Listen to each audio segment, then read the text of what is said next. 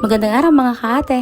Another day with Luto Serye. Dahil Mega National Sardines Day ngayon, magluluto tayo ng imbutido gamit ang Mega Sardines. Napanood ko nga ari kay Ninong Rai kaya atry kong lutuin ngayon. Mukhang masarap naman at papatok sa handaan, lalong-lalo na sa darating na season. Bali tinanggal ko nga pala yung sabaw ng sardinas, tapos naglagay ako ng carrots, tapos pasas. Pwede rin namang hindi.